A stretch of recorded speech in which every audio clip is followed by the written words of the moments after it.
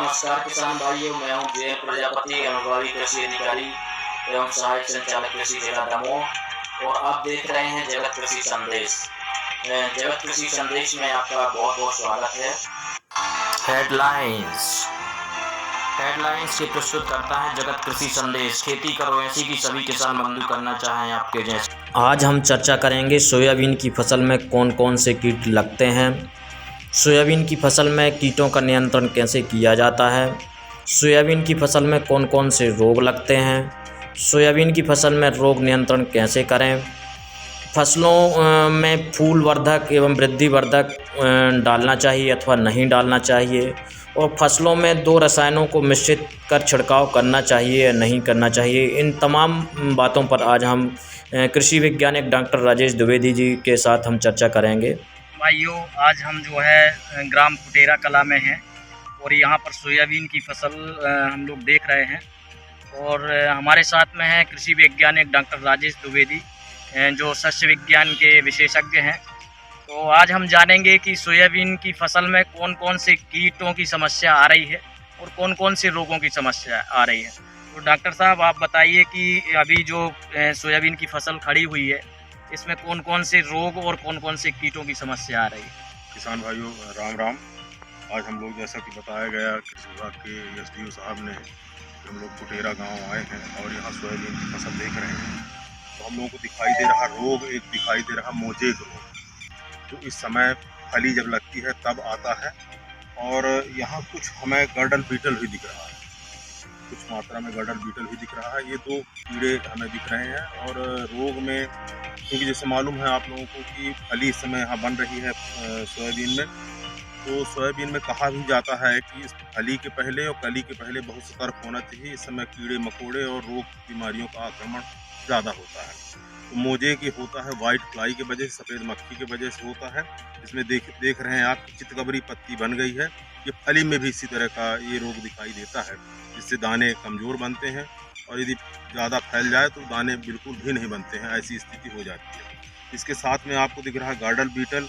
गार्डल beetle क्या कर रहा है कि आगे जहाँ कमज़ोर भाग होता है वहाँ पर बना करके, गरारी बना करके और अंदर छेद करके अंडे दे देता है। अंडे से जो सूंडी निकलती है वो खाना शुरू कर दी, तो ऊपरी भाग जो है आप देख रहे हैं कि सूख जाता है।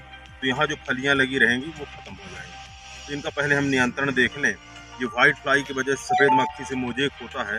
हमें थायोमेथाक्साम 25 WG दवाई बाज़ार में अरेवा मैक्सिमा के नाम से आती है, तो ये हमें छिड़काव करना चाहिए 100 ग्राम प्रति एकड़, तो इससे इसका निदान हो जाता है।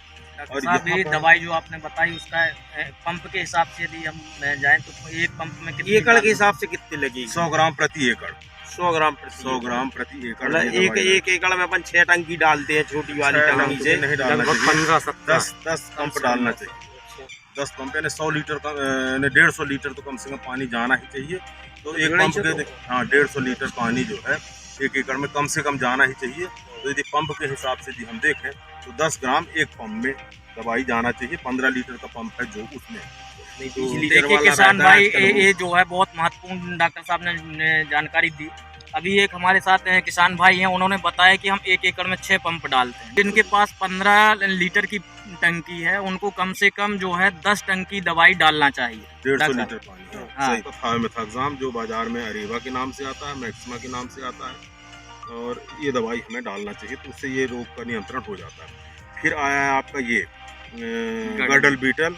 और इसी समय क्या होता है कि एक सेमी लूपर यानी कुबड़ वाली इल्ली का भी आक्रमण होता है।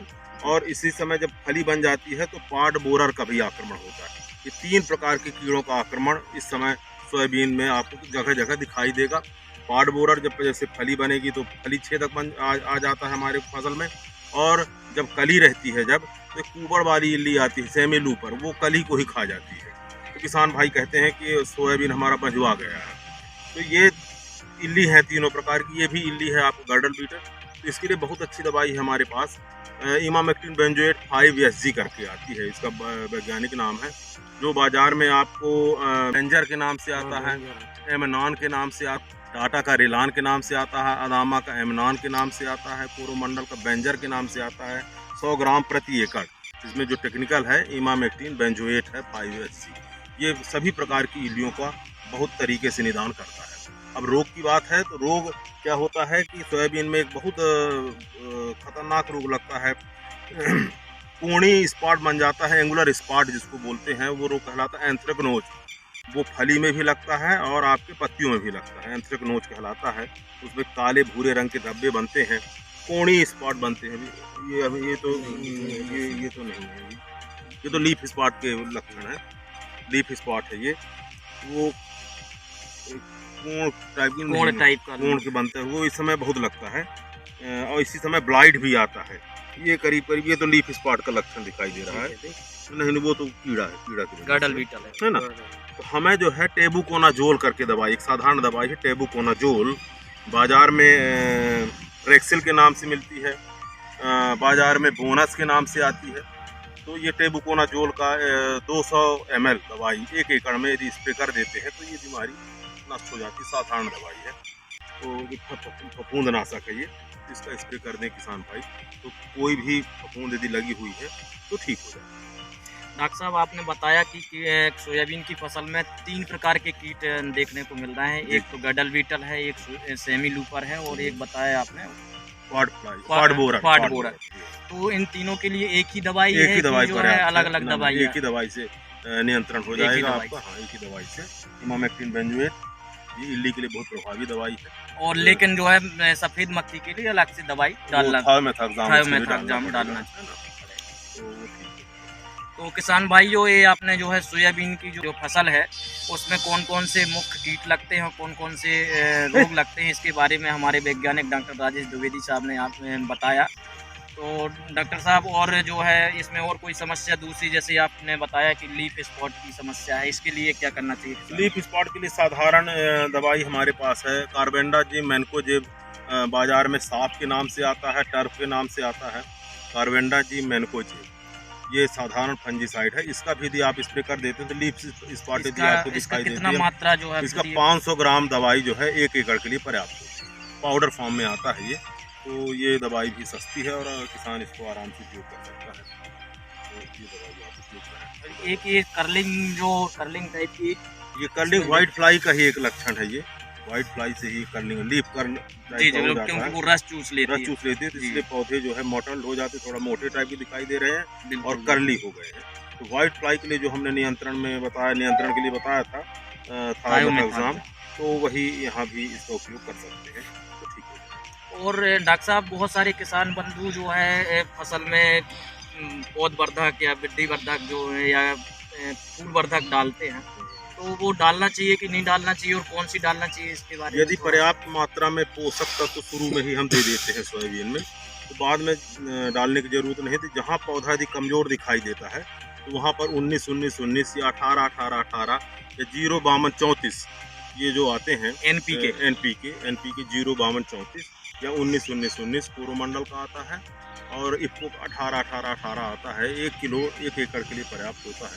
उसका यदि स्प्रे कर देते हैं, साधारण दवाई है, साधारण ये पोषक तत्व है जिसका स्प्रे फली बनने के टाइम में कर दें तो फली अच्छी पुष्ट बनती है, दाने अच्छे भरते हैं, तो वो ठीक रहता है। यदि हम पोषक तत्व पहले से ही बैलेंस नहीं दिए हैं तब हमें ज़रूरत पड़ती है। और कुछ रेडीमेड टॉनिक भी बाज़ार में आते हैं, जैसे क्वांटिस आता है, इसाबियान आता है, बहार आता है, ये जो रेडीमेड कंपनियां अलग अलग बनाती हैं, तो इनका भी उपयोग कर लें तो ज़्यादा अच्छा होगा। तो डॉक्टर साहब, जो है एक किसान भाई क्या करते हैं कि कीटनाशी के साथ में जो है कोई भी फूलवर्धक या टॉनिक वगैरह डालते हैं, वो किसानों को डालना चाहिए कि नहीं डालना चाहिए? किसान भाई बिल्कुल एकदम ध्यान रख लें कि कोई भी रसायन एक दूसरे पे बिल्कुल नहीं मिलाना चाहिए। कीटनाशक के साथ न खरपतवारनाशी के साथ कीटनाशक के साथ फफूंदनाशक और इनके साथ टॉनिक, ये मिलाना बहुत खतरे की चीज़ होती है। बिना किसी विशेषज्ञ के बताए उनके निगरानी में ही आपको मिलाना चाहिए। मिला करके डालने से अधिकतर नुकसान ही होता है। तो मेरा सलाह व्यक्तिगत यही है कि आप अलग अलग करके डालिए, या कि फिर कोई विशेषज्ञ के सुपरविजन में यदि आप डालते हैं तो कोई दिक्कत नहीं।